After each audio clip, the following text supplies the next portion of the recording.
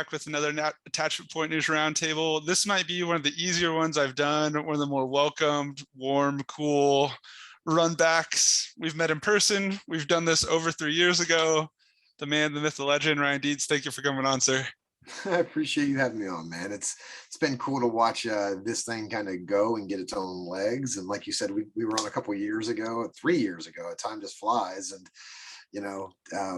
it's a different broker, Brett, than it was 3 years ago, right? Like, you think about the growth that you've had in the experiences, and each one of those experiences, how much value you can bring to others. And that's what I see you doing all the time out there. And, I love that. It inspires me. And, I dig having you in my network, and being a part of the Insurance Nerds kind of extended family for me has just been fun to watch them grow. It's cool. Appreciate you, brother. You're going to make me cry a little. I'm going to be in trouble because I didn't cry at my own wedding. So this is still a touchy subject. I'm supposed to cry when we have a child. No, it's been so fun. And like, it's a nice, open, cool community. So let's not bury the lead though. There's some new exciting news for you. We gotta jump in that, and then we can get weird and goofy later and go on all sorts of tangents. But what brought you on today? I have a feeling it's over your shoulder. It is. Yeah. I mean, it's wild because today we announced a funding round that has been in the, it happened a couple months back, but we just released the news today.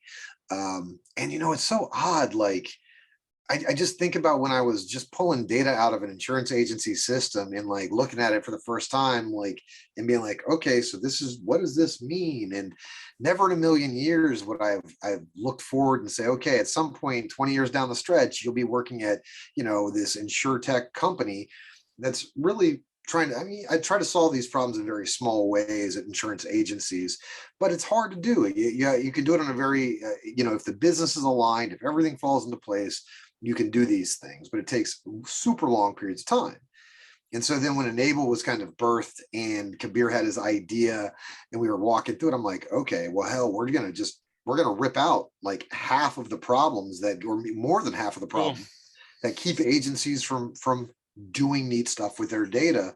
And that's what I'd fought my whole career. And so now to be sitting here today, at a part of an insurtech and getting these insights that I get to see, and it feels like the rounding out of my career from the insurance agency spot. And I mean, it's weird because sometimes I miss insurance, like working at agencies. I really do. I always, when I was at them, I was like, I can't wait to go this place or that place.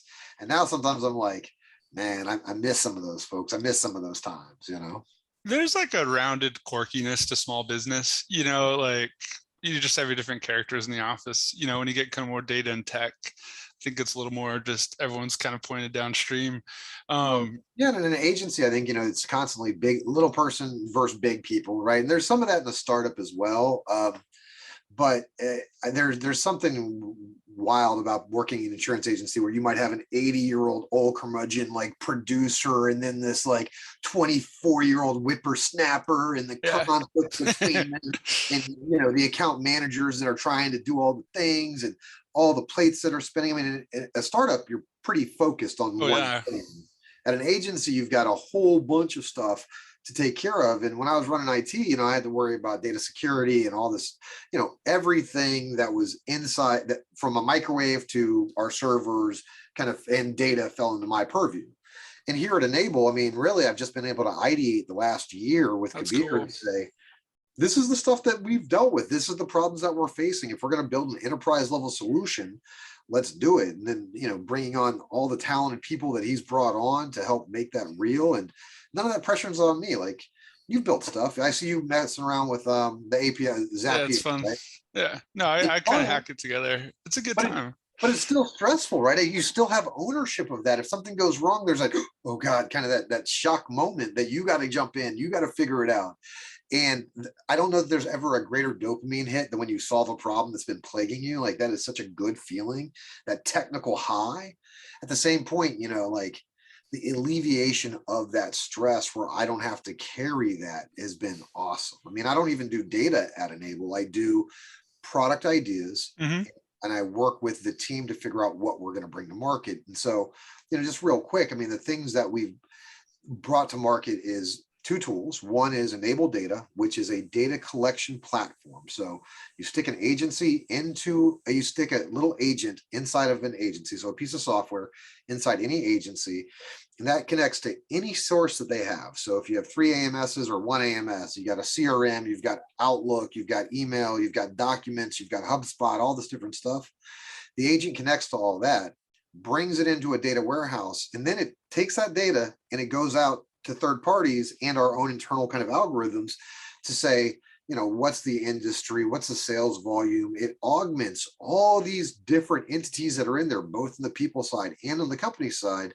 And then it creates a very easy way for those agencies to fix their data, like to map it up together with no code. So what we knew was, if you took 100 hours of time in BI projects and data projects in an agency, 60 to 75% of that is spent on the back end of getting the data ready. And then 25% is spent on the front end of making it valuable. And so we said, how can we help agencies accelerate that? Let's tackle that back end problem. Let's have the deliverable be, here's clean, usable data ready to rock and roll after a short engagement with Enable, that then you can build out whatever you want on, or you can use our second product with his Decisions, which is our analytics platform to be able to access that data and view it. And so in each segment, larger agencies really love the fact that we're connecting to all these sources with no technical talent on their side. And small agencies love smaller. 30 million in revenue is, in my head, what is smaller. So, smaller agencies that don't have big BI teams, they're really interested in leveraging it for the operational analytics that Decisions provides. So that's data, which is our collection and correction and process, and then Decisions, which is our visualization suite. And so that was on the product side for a year, building that out, working with cool tools and cool people. And then Kabir and I kind of got together and said, okay, the product's where it needs to be. We're ready to go to market. Let's start making noise. And he unleashed me. I think you're gonna be great. Like, I've been around sales. Yeah, I'm 36 since I was basically 23. Don't pretend to be a great salesman. There's like your chummy, like bro salesman, and not want to pick on them at all. It could be a male, it could be a female. And then there's like the technical people who know what they're talking about and are passionate. And not saying the kind of chummy people can't be super technical too, but I would trust a technical person in the fight every day of the week. Yeah, and I think hopefully I bridge that gap a little bit. Yeah, we want to be both, right? We want to be easy to get along with and know what we're talking about. But I think coming from your side of the coin is really cool, to engage with clients. Yeah, it's like Kabir was kind of laying it out. He was like, he's like, you know the product, you know the problem, you know the people, you know the agencies, the world is your oyster, and so it's weird because now I'm reaching, typically people have reached out to me, right? You have people reach out to you all the time, I'm sure, because of your social media presence and all this other stuff. But now I'm doing reach outs, I'm emailing folks that are on, in our CRM saying, hey, is this, I guess my biggest challenge, Brett, is I care about selling Enable. I really do. Obviously, that's a big deal. I care more about helping agencies get a second set of eyes on where they are in their data journey and what they're doing to move that needle for them and what that value looks like.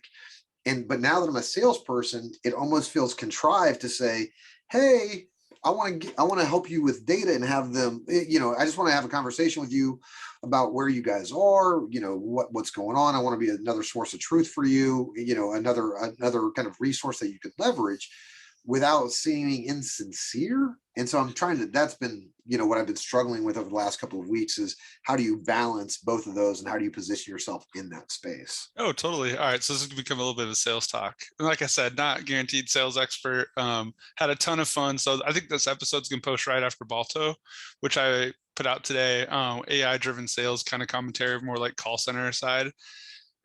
The point of the cold call is to set the meeting and not to sell. And then I think the first move is I want to hear what you're up to, hear what your problems are, like you, and we'll see if we find fit. And I always thought ideally it'd be 60-40, client talking 60, salesperson talking 40. Mark from Balto, real cool dude. He thought it could be like 100 and 0. He's like, if the client wants to talk the whole time, perfect. I told him I used to really enjoy co-selling with my dad because type A, big guy, mustache. He's going to talk the whole time. But I'm going to sit there and I'm just going to be able to pull out oh, here's the thing. And that Right. happens with me and Donald a little bit at Fineo too. We'll be running these meetings, and that happens a little bit at Fineo too. We'll be running these meetings, he's co-founder, super knowledgeable guy, and I'll sit there, then afterwards I'll be like, I got it. I saw what the X was. Right. Um, yeah, And it's a lot of that's my sifting. process. I mean, that Yeah. literally is like, I just want to talk, and let's talk. And I mean, if enable's not the fit, cool. I will help you figure out how to set up your Power BI infrastructure. I can, we can obviously talk about the challenges that will be faced, but it's not a pitch section. I really love the discovery. I would way rather go into a meeting, say, tell me about your life, tell me about the things that are holding you back, tell me what frustrates you and makes you nervous about data, Yeah. and have them lay that on me so I can then maybe it enables not the fit, but I guarantee I can give them something that says, this is kind of okay. I know where you're at. I've seen a bunch of organizations be there. This is a couple different roads that you could take to get to the end result that you think you want today. Well, and I want to bug you about enable real quick and then come back to like a sales idea and just something kind of picked up. From what I'm hearing, enable is like a middle layer that takes all these unorganized outputs, intelligently hops in the middle, and then outputs them in a directory that's digestible. And either you get your platform to have the augmented decisions and it's kind of obvious in front of you, or you hand them all the pipes and say, here we go, do whatever you want to do with it, which sounds really cool. That's correct. I mean, it's Yeah. ultimately, I mean, I think, if you think about a typical agency that has an agency management system, a CRM, and email, just 3 systems. So I've got contacts in each one of those. I've got email addresses in Outlook. I've got emails. A lot of times there's not I don't know that the CRM client has stuff in the AMS that has email stuff over here. So our pitch is, look, you're gonna create some connection to that. You're gonna pull that out. We're gonna do that for you. We're gonna connect to that. We're gonna pull that out to a central area. And then we're going to help you make sense of that data in that central area. So if you have travelers in your systems 15 times that are called different things, you've got Westfield in there, you've got workers' comp called 10 different ways. We have easy to use kind of automatic tools that will bring all your travelers into one. So when you have that conversation with travelers, you can have that conversation with just travelers. You make sure that you have all the entities. Well, You're talking workers' comp, it's all there. You're talking about some big organizations with some old school systems, and started to jump in. I have to give, I think, Michael Trulian credit for this one. Even the writing companies, because you'll have the parent company, but then the actual writing company has the paper on it. And like you should, like, our mapping is pretty cool. Like, that is really cool.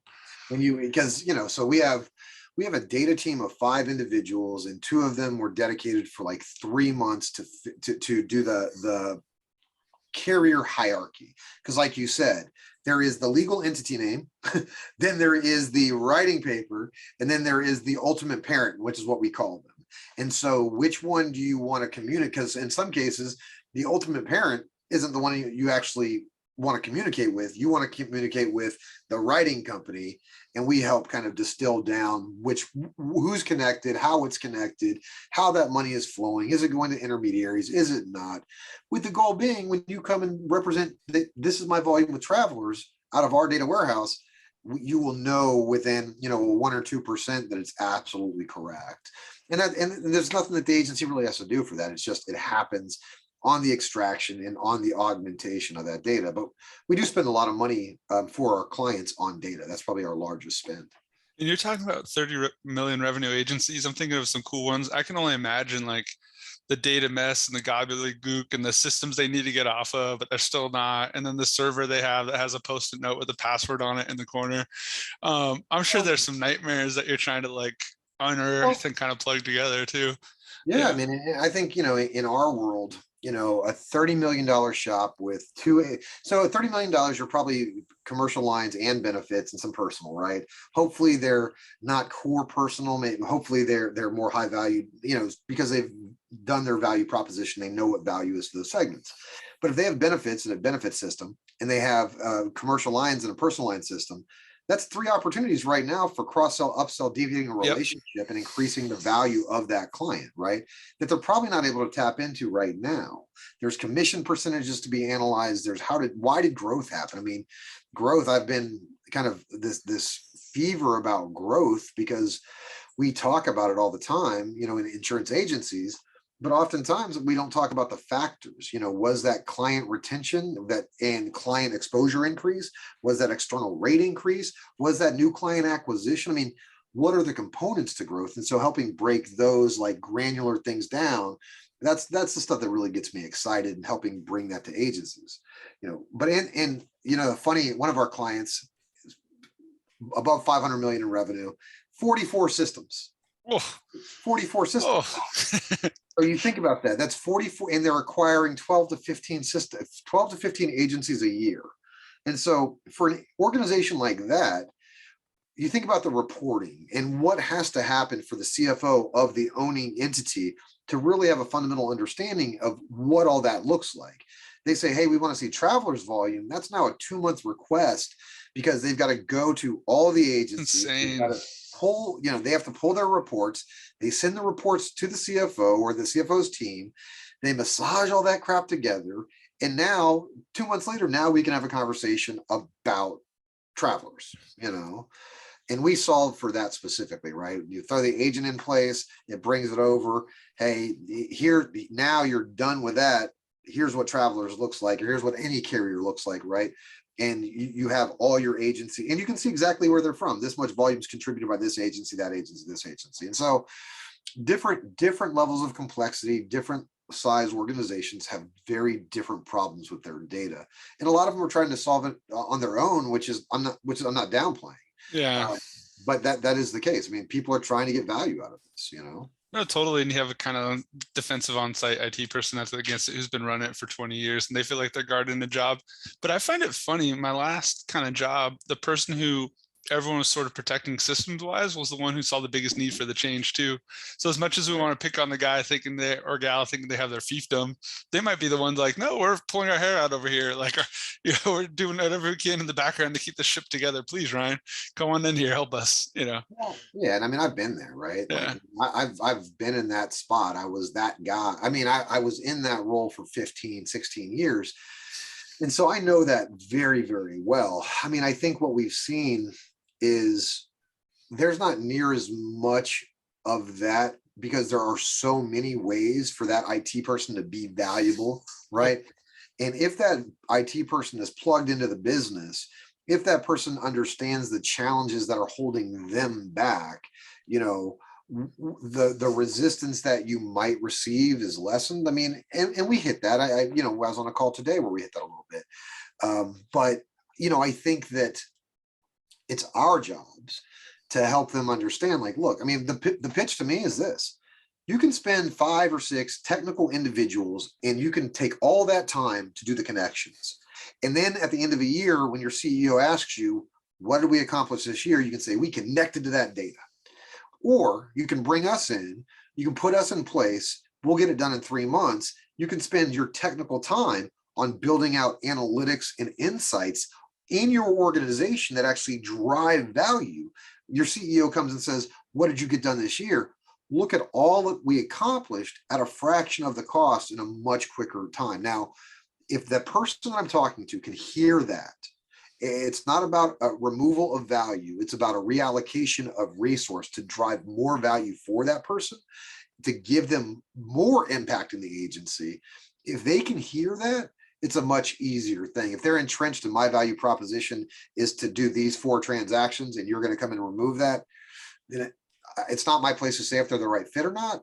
But I would obviously have my professional opinion about who that individual is, but I don't run into that nearly. I think back in the day that was probably more common, but now there's so much stuff to do in tech, and that's everywhere. What's your user experience? That's cool. What's your customer experience?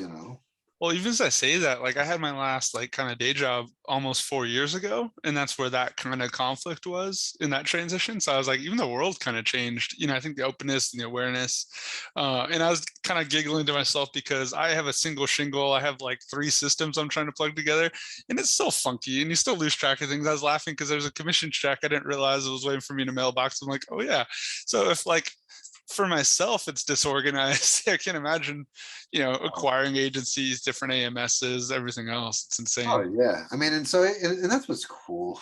I mean, sometimes it's really cool. Like, I don't know, I worked at Linear for 10 years, Linear Upshaw, and then moved to Crichton, where was some of the best times of my whole career were at Crichton, because we were just getting so much done and we had so much buy-in there. But just like you're doing, just like every experience that you have really gives you insight into the next problem that you're facing. And it's this compounded kind of experience that ultimately drives what people would consider as wisdom, and to sit now after Assurex and after Crichton and after Linear Upshaw to be at this InsurTech where I can have these conversations and recognize behaviors. It's freaking neat, man. And I'm still learning every day. Every time I talk to an agency, I learn. Every time I interact with people, I learn. But it's just really neat to be on this side of it for a little while. I think, down the road with whatever happens with enabl 10 years from now, I may very well go back to the agency world. But for the I was gonna make a joke there. Let's just open some State Farm shops and get some captives going, some khakis and polos. We'll circle. Right. We'll take a full circle by the end. No, it is fun. To me, it's my most interesting part of the insurance journey is going from being ignorantly blissful trying to sell policies to realizing how much I don't know and being kind of gun shy and almost hesitant to try to write it on emitted paper. If they say no, write it on non-emitted paper. Do your best. I definitely had a moment of like feeling in over my head as I kind of wrap myself around what we're up to more and more. Yeah, I think there's an analogy there that I use with video games. So, you start a fighting game and the first thing you're doing is mashing buttons. You're kind of kicking ass, right? You're like, oh, wow, I'm doing great, but you're just mashing buttons. Then you start to try to put combos together and push buttons in certain sequences, and you just get your ass kicked left and right. You lose all the time, But as you keep at that over time, then it becomes second nature. But there's that initial win. And then as you try to deepen your expertise, you understand what you don't know, you're getting and that can be like a 6 or 7 year gulf. And again, I have a definition of expertise. My definition of expertise is when you know enough to know what you don't know. Mm-hmm. When you can identify the things that you don't know, that's, you're an expert in that kind of space. And it takes a long time to get there. And I'm, each of us has a very niche knowledge, which is what's cool about working with a team, right? And for me, I love meeting people. I love the network that I've built in insurance, and my best friends come from this place. And it's nerdy and dumb. I just, sometimes it feels so like my whole life is, if you took insurance agencies out of my existence, it would just be very different, because the people that I care about, the people that have inspired me and moved me and continue to do so, come from this space. And to try to give back a little bit is just badass. I think it is weird though. I remember my last birthday, we were renting a Duffy boat and I was trying to think who I wanted to invite out, and half the people I thought of I had never met in person and know from across the country from insurance. I was like, dude, all the time. So funny. Man. I'm still without these conferences with COVID, I was literally like a hermit, because that's not seeing any of my buddies, not meeting anybody, doing a lot of Zoom, and which is cool, but I'll be glad to get back to some of the conferences, to get face to face again, to re-wet those relationships and to have some new experiences with those people. So it was kind of random. So last job I had, I got let go. I tell that story a few times now. It's coming up on 4 years ago, but I ended up just driving out for that, broker brews before ITC really got started. We got to meet early on. I hosted a happy hour that was like $180, and I paid like $60 for my room at Fremont. Just just the value of making the effort to meet in person. I'm so glad we were able to. Let's be nerdy and just talk real directly about sales right now, just because I know you're getting into it. And I know it's I don't want to say anomaly for most people, but so I have a few things. So move quick and find fit, be as polite and to the point as possible. So for Fineo right now, I'm helping out with partnerships. And then I started helping Smart Choice Recruit a little bit. They're who I sell through. So I'm literally calling agents. I'm doing cold calls most days of the week still. There's a couple things, like when you first get a hold of a person, if you're calling, and this is different because you're probably emailing or messaging. Right, I'm emailing. For the most part, I'm emailing because I feel, my target is agencies above 5 million in revenue and trying to get in front of the CEO and leveraging the power of the network to at least get that conversation started. And so, I've struggled with, is that a call or is that an email? What's that best way? And you got to be true to you, I think, and everyone does it a little bit different. It's not all that different than like kind of dating or whatever else. I try to match the tone and the speed of the person I'm reaching out to. So if I call and they're talking quick, I'll talk quick. If they're a little more slow, I'll go slow. If they want to, I guess we can cuss at this point. If they want to shoot the shit, you can shoot the shit. Right. If they want to get to it. The other thing I keep in mind, especially when I'm emailing, is they're probably going to look at the phone. They're probably going to look at it flippantly. So be quick. Basically have the message in the title. Right. Polite. What do you need? Polite. Wrap it. I always think of it like points, like a call I call full point, an email or LinkedIn message might be half a point. You do 2 points in a pass and then you let it lay for a little bit. And then, you're always going to get one push off. It's human nature to be like, I'm busy, go away. So you accept the first push off. I always think you make the second push and then you kind of die with dignity and live to fight another day. And these are small things. This is, cold calling. These are people that don't know me, not sure what's going on. So I'm not sure how much will translate up to.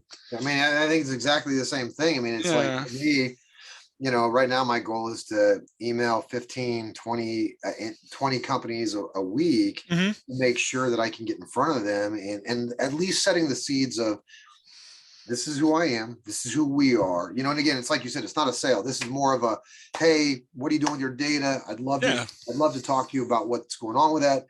Hoping that, subsequent times when that timing is right. Again, that's another thing that I struggle with some, and I'm not doing mass emails. There's zero mass marketing here. It's literally me going in, doing research on the company. Are they a multi-line shop? Does it look like they have multiple systems? Are they big? Just who do I know on LinkedIn with them? Really doing some due diligence to see if it's at least worth their time to have that conversation.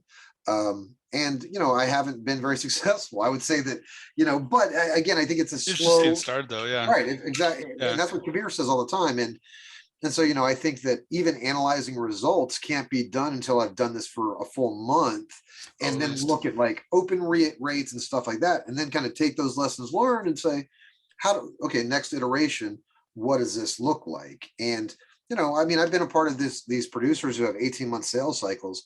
I'm just trying to get my pipeline filled with folks that I can chat with. I'd love to have 2 or 3 meetings a day. And right now I'm not there. I have a lot of runway to get there, but that does allow me to get on LinkedIn and to do the stuff that I'm doing now. And, and so I just think it's a learning journey, but it is kind of neat to round out a different area of of this whole journey. It's fun. And I always say sales is weird too, because I think when you're kind of a pedestrian sort of going through life, life comes at you and you have A or B. But I think sales, I kind of joke, it sounds bad, but teaches you to put your hands on the universe a little bit. Things feel a little less fixed. Really cool. So going back to insurance nerds being awesome, there's a guy named Jimmy Padilla from Floatbot who I interviewed when he's in India, and he's raised some money in the States, really cool AI bot. And we saw each other at ITC this year on the escalators, and he's coming down. I was broker Brad. I was like, all right, I got that. I'm right there. So we're talking, and he's like, hey, I told him I was up to, struggling with this guy. He's like, you know what works for us? Partnerships. Find the right people to open doors for you, open the doors for each other. So that's something to think about too. People who can really kind of walk through the same door, or, if enabl's been through an accelerator that has these other buddies that are doing well, kind of like co-sales. We've been at Fineo working with Canopy Connect. The Better Agents guys have been really helpful as well. And we've been kind of spinning each other up. It's a multiplier. It's like hip hop artists, joining the country music song, kind of share each other's fans for, a couple months. Well, and it's a blessing because again, so many, so when I had Digital Broker, right, I'd have so many of these guys on. That was cool. Early stage, like we had Andy Priestman on before. Oh, wow. Happened, right. Like we've had so many different folks on, and that's come back to me in spades. Andy sent me over a guy today and again, it's just, I just want to talk everybody's looking for clarity with data. And I just want to be a resource. Like, I guess that would be the end goal. Like if people are like, we have a data problem, we can call Ryan at any point in time. We can talk about that. And we know that he's not going to be shoving this solution down our throat. It's a part of the toolkit, but it's not one that anybody has to leverage. I mean, that's like my best case scenario, right? I'm 3 years out from here, and I've been able to position myself in that way, where people know, like, we can call, we can get his opinion. He might be wrong, but we can get his opinion, Well, and there's not a sales pitch behind it. you're smart and well-rounded enough in this where, like, if you can bring it down to a one-page synthesis as well, powerful Right. people are so busy. If you can get it to one page, that means it, you see the problem. And I said this last week too, I feel bad for repeating it, but my philosophy too is salespeople, you always think like it's over a counter or across the desk and they're dealing with each other. I try to pivot to where, like, we're working on the problem together, we're looking at it Right. together. And anyone's ever been on a sales call with me, I'm just way too excited and I throw everything out there in the first 2 minutes. And I'm like, da, da, da, da. I see this and I see this and you have this, and we can help each other out over here. And then I just like take a breath and everyone's like, okay. Right. Yeah, don't be afraid to be excited. And as much as you don't want to like push or be a pushy salesperson, too, if you see something that's obvious and it can be helpful and the opportunities there, you're not going to win all of them, but you sometimes just got to take the shot too. Like Yeah, at the no, end and of the I day. agree. I mean, Yeah. and luckily, my credentials do give me that ability. Yeah. I mean, I've been in plenty of calls with CEOs where we've had their data team on, and they've been like, "What's your opinion, Ryan?" And you earn that. Over Yeah. time, you earn that, doing the work, doing the stuff, presenting the, having this stuff. And so, I think the two concerns that I always have are, I need to make sure I stay close to agencies because I want to make sure that I understand the problems that they face. Now, luckily, my agency friends are deep, but I always like to meet new agencies so I can understand what they're going through. So as we look at the roadmap for Enable, as we look at different offerings that we can bring to market, we can kind of bake that in, because I mean, Enable is not a fly by night. I mean, this is a well-funded Cool. freaking team. I mean, we got 33, 35 employees right now. You got Ryan Deeds. You got me at Deeds. You got Right. me. Yeah. They do. Uh, But yeah, it's good stuff, man. I mean, so it's been a learning experience, and I continue to hope to learn more and get better. yeah. Well, I think the way you learn is by talking about things, right? So, Right. well, why don't we wind this one down? But how do people find you? How do people find Enable? Who are looking to jump into conversation with you? So, I mean, anytime, any place, they can always hit me up on LinkedIn, Ryan Deeds, pretty straightforward there. Drop me an email at ryan@enabbl.com. And again, I mean, I think that from my perspective, any listeners, if you have, and I don't care what size you are, if you're a one-person shop and you just want to nerd out about some data, cool, let's do it, because I'm gonna learn something. And that's the main takeaway is, if you're jammed up with data, if you want an outside opinion that may be wrong, I'm free to give it. I will give it. Or why you should be paying attention. And yeah, it's fun. Us little guys will be coming after the big ones, so they better be smart about how they're doing it, and they better be intelligent how they're growing, because we're all these little feeder fish coming after them. So I appreciate it, Ryan. Yeah, we'll get the contact out as always, and thanks for being such a pillar for insurance nerds, and a buddy through this whole thing. It's really fun recording again, and we'll make sure to do it again before too long. Thank you so much, man. That was cool. Of course. Thanks, guys. Bye.